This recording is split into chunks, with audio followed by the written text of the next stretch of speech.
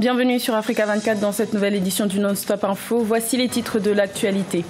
Le centre du Mali est à nouveau dans la tourmente après le massacre de plus de 130 civils peuls dans le village de Gossagou. Il s'agit de l'attaque la plus meurtrière en près de 10 ans. Le projet de la zone de libre-échange continentale peine à se mettre en place. Plus de 40 pays approuvent ce projet, mais 7 signatures sont manquantes pour permettre l'entrée en vigueur du texte. Et retour sur le Forum international Afrique Développement, dont la 6e édition s'est tenue à Casablanca, au Maroc. Le Cameroun était l'un des pays mis à l'honneur de ce grand rendez-vous économique. Mais tout d'abord, en Centrafrique, le nouveau gouvernement désigné le 22 mars est déjà sujet à polémique. Les groupes armés signataires de l'accord de Khartoum en février 2019 se sont vus confier plus de portefeuilles ministériels par rapport à l'équipe composée au début du mois de mars 2019. Sur les 39 ministres nommés, au moins 8 sont des représentants des groupes armés, mais ce sont cette fois-ci l'opposition et la société civile qui regrette de ne pas être représentée. Le Mali est en deuil. Le village de Gossagou, situé dans le centre du pays, a été attaqué dans la matinée du 23 mars.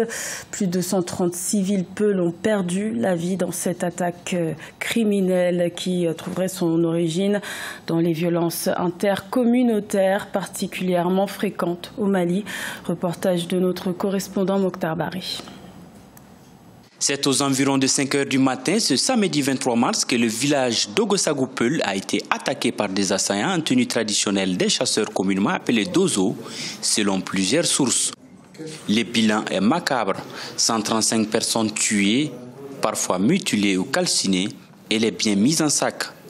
Les ambassadeurs du Conseil de sécurité présents à Bamako condamnent cette barbarie.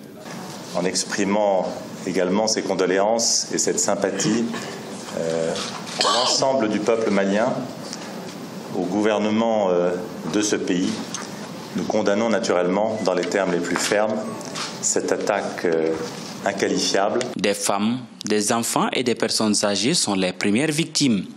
La MINUSMA a déployé sa brigade d'intervention rapide sur les lieux et demande l'ouverture d'une enquête ainsi que des poursuites contre les auteurs. Nous tenons prêt en tout cas à soutenir le gouvernement du Mali pour toute action en vue d'apaiser la situation.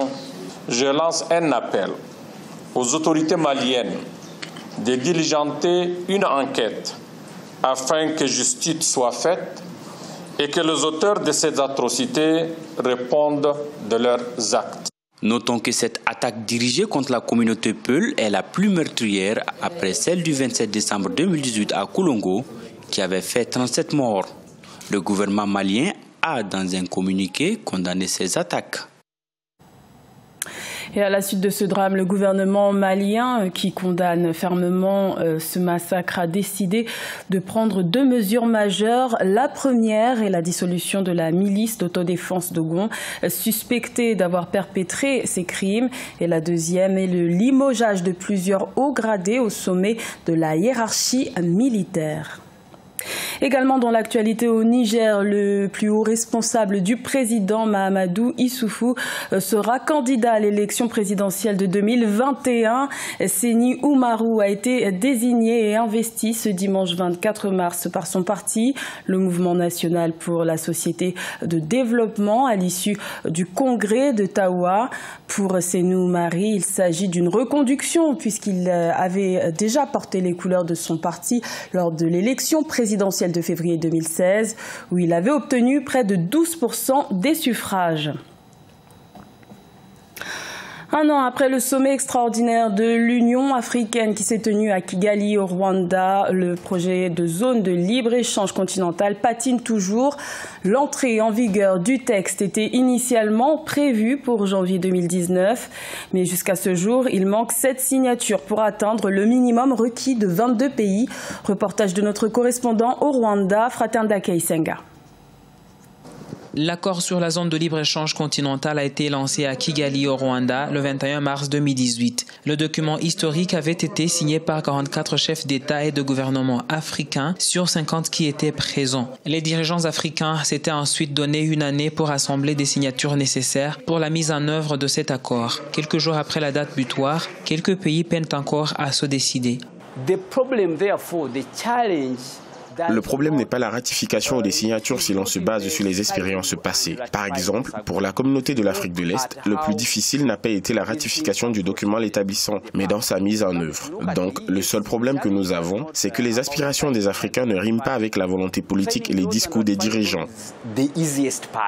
Pour lancer l'implémentation de l'accord sur la zone de libre-échange continentale, il faut au moins 22 signatures et selon l'Union africaine, il en manque 7. Selon les experts, le commerce intra-africain est estimé à 16%. La mise en œuvre effective de cet accord pourrait stimuler ce commerce pour atteindre 53% en éliminant les droits d'importation et les barrières non tarifaires. Nous demandons aux politiques de voir plus grand. Il faut qu'ils se souviennent que le secteur privé est le pilier de l'économie et on ne pourra jamais prospérer sans que l'on puisse faire les affaires entre nous en tant qu'Africains. Donc, ça ne sert vraiment à rien de protéger les intérêts politiques quand l'économie est mourante. La zone de libre-échange continentale est l'aboutissement d'une vision énoncée il y a près de 40 ans dans le plan d'action de Lagos adopté par les chefs d'État africains en 1980. Sa ratification et sa mise en œuvre effective feront du continent la plus grande zone de libre-échange du monde. Le Cameroun était l'un des pays mis à l'honneur au Forum international Afrique Développement qui s'est tenu au courant de ce mois de mars à Casablanca au Maroc. L'occasion pour les investisseurs de découvrir les potentialités de ce pays d'Afrique centrale. Reportage de notre envoyé spécial au Maroc, Sadou Alizé Mokhtar. Cameroun, l'une des destinations les plus attractives d'Afrique subsaharienne en termes d'investissement. Le pays représente une meilleure opportunité pour tous les acteurs de développement dans différents secteurs. La dynamique des réformes orientées vers l'implication du secteur privé, moteur de la croissance et principal pourvoyeur d'emplois, devrait faire du pays une économie émergente à l'horizon 2035. Nous avons un potentiel qui est énorme, qui est reconnu de par la diversité de l'économie, que ce soit dans le domaine agroécologique, que ce soit dans le domaine minier, que ce soit dans le domaine touristique. On peut faire beaucoup de choses au Cameroun. Bon, en plus, nous avons un cadre d'incitation. Nous avons fait voter une loi en 2013 qui est une loi suffisamment incitative. Présent au Forum international Afrique Développement, le Cameroun a, à travers le marché de l'investissement, invité opérateurs économiques et institutionnels internationaux à investir dans ces grands projets de développement. Nous avons plusieurs projets d'investissement à présenter aux investisseurs ici. Vous savez que le Cameroun aujourd'hui est un grand chantier. Vous savez que le pays vit essentiellement de l'agriculture. Nous voulons passer de l'agriculture de simple à l'agriculture de seconde, voire de troisième génération. Pays d'Afrique centrale, le Cameroun avec un potentiel important au plan hydroélectrique, minier, agricole et énergétique, a mis en œuvre ces dernières années, selon les analystes, des réformes incitatives en dépit d'une conjoncture internationale difficile. Dans le reste de l'actualité, la République démocratique du Congo peine à se débarrasser de l'épidémie de fièvre Ebola qui sévit dans les provinces du Nord Kivu. Le seuil des 1000 cas a été franchi ce dimanche 24 mars. Rappelons que l'épidémie d'Ebola a déjà fait plus de 620 pertes en vie humaine. C'est l'épidémie la plus meurtrière qu'ait connue la République démocratique du Congo. C'était le journal de la rédaction. Merci de l'avoir suivi. L'information continue sur Africa 24.